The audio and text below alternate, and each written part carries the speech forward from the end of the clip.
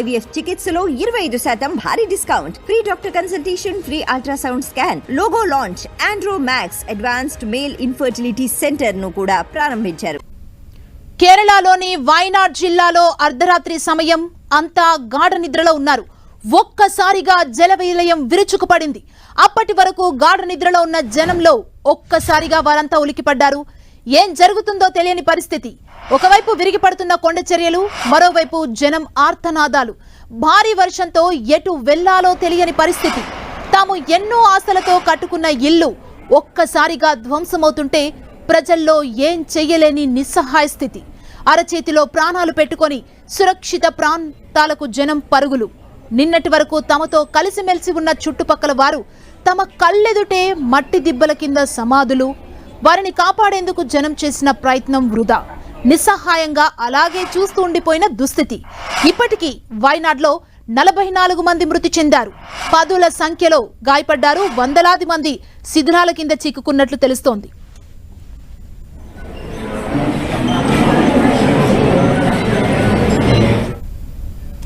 ఇంకా అక్కడ rescue operation కొనసాగుతుంది. ఇప్పటికే కేరళలో రెడ్ అలర్ట్ ని జారీ చేశారు. అక్కడ వెదర్ సహకరించట్లేదు. మరింత సమాచారాన్ని తెలుసుకుందాం. మా ప్రతినిధి గోపి అందిస్తారు. గోపి, సహాయక చర్యలు ఎలా కొనసాగుతున్నాయి? ఇప్పటి వరకు ఎంతమందిని సురక్షిత ప్రాంతాలకు తరలించారు అధికారులు?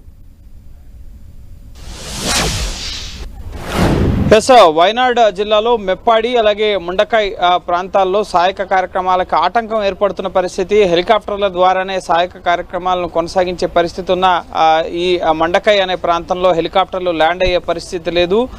పూర్తిగా వరద బీభత్సానికి ఎక్కడైతే కొండ చర్యలు విరిగిపడిన ప్రాంతం మొత్తం కూడా చిత్తడిగా మారిపోయిన పరిస్థితి ఉంది.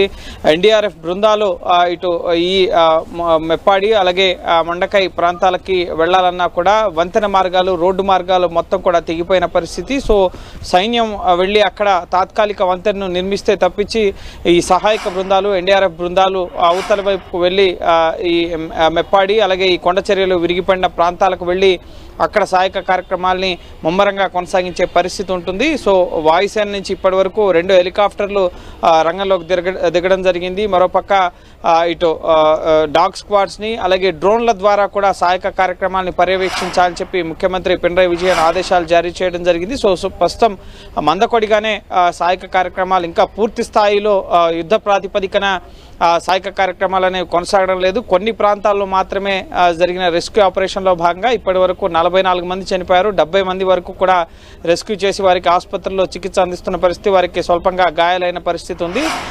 సో కొంత ఆలస్యంగానే పెద్ద సవాలుగా ఉంది రెస్క్యూ టీమ్స్కి ఈ సహాయక కార్యక్రమాల్లో పాల్గొనడం అనేది. ఎందుకంటే రోడ్లు, వంతెనలు అనేవి పూర్తిగా తెగిపోయిన పరిస్థితి, నదులు ఉప్పొంగి ప్రవహిస్తున్న పరిస్థితి ఉంది. ఈ కొండ చర్యలు విరిగిపడిన గ్రామాలకు రెస్క్యూ టీమ్స్ చేరుకోలేని పరిస్థితిలో ఉంది. ప్రస్తుతం మెప్పాడి అలాగే ముఖ్యంగా ఈ ప్రాంతంలోని చలియార్ నది, ముఖ్యంగా ఈ నదులు కూడా ఉప్పొంగి ప్రవహిస్తున్నాయి. ఒక ప్రాంతం వద్ద ముఖ్యంగా 20 కిలోమీటర్ల అవతల డెడ్ బాడీస్ దొరుకుతున్న పరిస్థితి ఉంది. ఈ వరదల్లో ఈ కొండ చర్యలు విరిగిపడిన ఘటనల్లో అర్ధరాత్రి ముంచుకొచ్చిన ఈ కొండ చర్య ఘటన అనేది పూర్తిగా గ్రామంలో ప్రజలంతా కూడా నిద్రిస్తున్న సమయంలో ఈ కొండ చర్యలు విరిగిపడి వరదంతా ఒక్కసారిగా గ్రామాన్ని ముంచెత్తిన పరిస్థితి ఉంది. సో ప్రజలెవరూ కూడా సురక్షిత ప్రాంతాలకు వెళ్ళే పరిస్థితి లేదు, ప్రాణాలని దక్కించుకునే పరిస్థితి లేదు. నిద్రలోనే అనేక మంది చిన్నారులు కూడా చనిపోయిన పరిస్థితి ఉంది. సో కొంతమంది ఆసుపత్రుల్లో చికిత్స పొందుతున్నారు. వారందరినీ కూడా కేరళ మంత్రులు పరామర్శిస్తున్న పరిస్థితి ఉంది.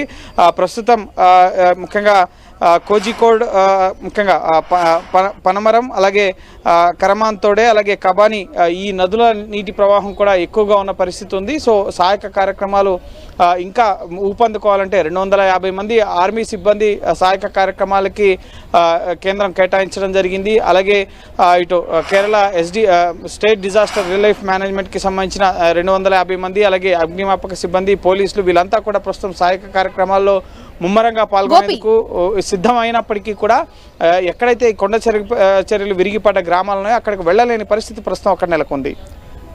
గోపి, అక్కడ ప్రెజెంట్ రెస్క్యూ జరుగుతుంది. అక్కడ వెదర్ కండిషన్ ఏ విధంగా ఉంది? ఓవైపు రెడ్ అలర్ట్ జారీ చేసినట్టు తెలుస్తుంది కదా, అండ్ ఇప్పటి వరకు ఎంత మందిని సేవ్ చేశారు అధికారులు? ఎస్, ఇప్పటి వరకు 70 మందిని సేవ్ చేయడం జరిగింది. ప్రస్తుతం 5 జిల్లాలకి రెడ్ అలర్ట్ జారీ చేయడం జరిగింది వాతావరణ శాఖ. ఎర్నాకుళం, ఇడుక్కి, త్రిశూర్, పాలక్కాడ్ జిల్లాల్లోకి ఆరెంజ్ అలర్ట్ జారీ చేయడం జరిగింది. అలాగే మలప్పురం, కోజికోడ్, వైనాడ్, అలాగే కాసర్గోడ్, కన్నూర్ ఈ జిల్లాలకి రెడ్ అలర్ట్ని జారీ చేయడం జరిగింది. సో కొంత ఆలస్యంగా ఈ సహాయక కార్యక్రమాలు కొనసాగుతున్నాయి. ఇంకా వెలుగులోనికి రాని మరణాలు, అలాగే మట్టి దిబ్బల కింద, కొండ చర్యల కింద ముఖ్యంగా ఈ చిక్కుకున్న వారు అనేక మంది ఉన్నట్లుగా తెలుస్తోంది. కేరళ ఎంపీలో ప్రధానంగా ఢిల్లీ పార్లమెంట్లో ఈ అంశాన్ని ప్రత్యేకంగా ప్రస్తావించడం జరిగింది. కేరళలో వైనాడులో వచ్చిన విపత్తుని జాతీయ విపత్తుగా ప్రకటించాలని, అలాగే 5,000 కోట్ల రూపాయల తక్షణ సాయం కేరళకి అందించాలి, సహాయక కార్యక్రమాలు ముమ్మరం చేసేందుకని చెప్పి కేరళ ఎంపీలు ఈ అంశాన్ని పార్లమెంట్లో ప్రస్తావించడం జరిగింది. కేంద్ర ప్రభుత్వం కూడా అన్ని రకాల సహాయ సహకారాలను అందించేందుకు సిద్ధంగా ఉంది. ఇప్పటికే కేంద్ర బలగాల్ని, ముఖ్యంగా ఎన్డీఆర్ఎఫ్ టీమ్స్ని, అదనపు బృందాలని అక్కడికి తరలించడం జరిగిందని చెప్పి జేపీ నడ్డా అలాగే కిషన్ రెడ్డి కూడా పార్లమెంట్లో ఈ అంశంపైన స్పందించడం జరిగింది. సో కేంద్రం అన్ని విధాలుగా సహకరించేందుకు సిద్ధంగా ఉందని చెప్పి ఇటు పార్లమెంట్ వేదికగా ప్రకటన కూడా కేంద్ర ప్రభుత్వం చేయడం జరిగింది. అయితే అక్కడున్న వెదర్ కండిషన్స్ ప్రస్తుతం భారీ వర్షాలు మరో 2-3 రోజుల పాటు ఉత్తర కేరళని కుదిపేయబోతున్నాయి. అలాగే సహాయక కార్యక్రమాలకు కూడా కొంత ఆటంకంగా నిలుస్తున్న పరిస్థితి ఉంది. సో కొంత ఈ రోజు రేపు కూడా ఈ సహాయక కార్యక్రమాలు కొనసాగే అవకాశం ఉంది. ఎందుకంటే కొండ చర్యలు విరిగిపడిన ప్రాంతానికి రోడ్డు మార్గం అలాగే వంతెన మార్గాన్ని మొత్తం కూడా ఈ నదీ ప్రవాహాల వల్ల కొట్టుకుపోయిన పరిస్థితి ఉంది. తాత్కాలిక వంతెనలు, బ్రిడ్జెస్ వీటన్నిటిని ఏర్పాటు చేస్తేనే అక్కడికి రెస్క్యూ టీమ్స్ ముఖ్యంగా పెద్ద ఎత్తున చేరుకునే అవకాశం ఉంటుంది. ఇప్పుడు కొన్ని టీమ్స్ హెలికాప్టర్ల ద్వారా చేరుకున్నాయి. కానీ పూర్తి స్థాయి రెస్క్యూ ఆపరేషన్ అక్కడ కొనసాగాలంటే కనుక కొంత రక్షణ శాఖ నుంచి అదనపు బలగాలను కూడా అక్కడ ముఖ్యంగా కేటాయించడం జరిగింది. స్పెషలిస్ట్ బృందాలు ముఖ్యంగా 122 ఇన్ఫాంట్రీ బెటాలియన్కు చెందిన 2 కాలమ్స్ ముఖ్యంగా అక్కడికి వెళ్ళడం జరిగింది. ఇందులో 225 మంది ఈ సహాయక చర్యల్లో పాల్గొనబోతున్నారు. సో పూర్తి స్థాయిలో సహాయక కార్యక్రమాలు ఇంకా మొదలు కాలేదు. ఈ ఉదయం నుంచి వస్తున్న సమాచారం కేవలం ఇప్పటివరకు ఆసుపత్రులకు వచ్చిన మృతదేహాలు అలాగే వివిధ ప్రాంతాల్లో లభ్యమైన మృతదేహాలు మాత్రమే. ఇంకా రెస్క్యూ ఆపరేషన్లో భాగంగా ఎక్కడైతే 2 గ్రామాలు మెప్పాడి అలాగే మండకం ఈ 2 ప్రాంతాల్లో ఉన్న గ్రామాల్లో చాలా ప్రాంతాలు ఇళ్ళు ఇవన్నీ కూడా ధ్వంసమైపోయి కొట్టుకుపోయిన పరిస్థితి ఉంది. కొండ చర్యలు విరిగిపడిన ఘటనలో ఆ బురద అంతా కూడా ఇళ్లపై పడడంతో సో అక్కడ ఇంకా రెస్క్యూ ఆపరేషన్స్ సహాయక కార్యక్రమాలు ముమ్మరం అయితేనే ఇంకా అసలు ఎంతమంది ప్రజలు ముఖ్యంగా 400-500 కుటుంబాలపైన ఈ ఫ్లడ్ ఎఫెక్ట్ ఉందని చెప్తున్నారు. సో సుమారు 2,000 మంది నిద్రిస్తున్న సమయంలో ఈ ఘటన జరిగింది.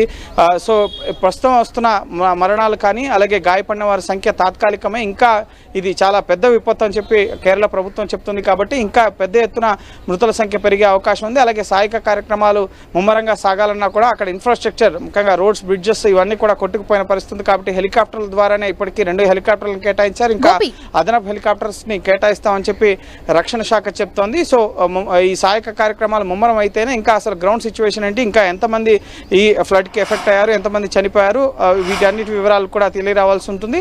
అలాగే కొన్ని ప్రాంతాలకి ఈ ఫ్లడ్ ఎఫెక్ట్ వల్ల అలాగే భారీ వర్ష సూచన వల్ల కొన్ని ప్రాంతాలను ఖాళీ చేయాలని చెప్పి కూడా కేరళ ప్రభుత్వం కొన్ని జిల్లాల్లో ముఖ్యంగా ఉన్న రెడ్ అలర్ట్స్ని దృష్టిలో ఉంచుకొని ప్రజలకు ముందస్తు సమాచారం ఇవ్వడం జరిగింది. సో అక్కడున్న ప్రజానికాన్ని ఖాళీ చేయాలన్నా కూడా ప్రస్తుతానికి ప్రభుత్వానికి పెను సవాల్గా ఉంది. ఈ నేపథ్యంలోనే కొన్ని రిసార్ట్లు అలాగే హోటల్స్, స్కూల్స్ ఇటువంటి బిల్డింగ్స్లో కొంత సేఫెస్ట్ ప్రాంతాల్లో ఎక్కడైతే ఈ ఫ్లడ్ ఎఫెక్టెడ్ అలాగే కొండ చర్యలు విరిగిపడే ప్రభావం ఉంటుందో సో అక్కడ ఉన్న ప్రజానికాన్ని మొత్తం కూడా రిసార్ట్స్లు అలాగే ప్రభుత్వ భవనాల్లోకి తరలిస్తున్న పరిస్థితి ప్రస్తుతం వయనాడులో నెలకొంది. గోపి, అంటే అన్ని శాఖల సమన్వయంతో రెస్క్యూ అయితే ఇంకా కంటిన్యూ అవుతూనే ఉంది. అంటే వారి కుటుంబ సభ్యులకు, బంధువులకు వారి వివరాలు తెలియజేసేందుకు ఏదైనా హెల్ప్ లైన్ నంబర్ ఏర్పాటు చేయడం జరిగిందా? వారికి అప్డేట్స్ ఎలా అందిస్తున్నారు?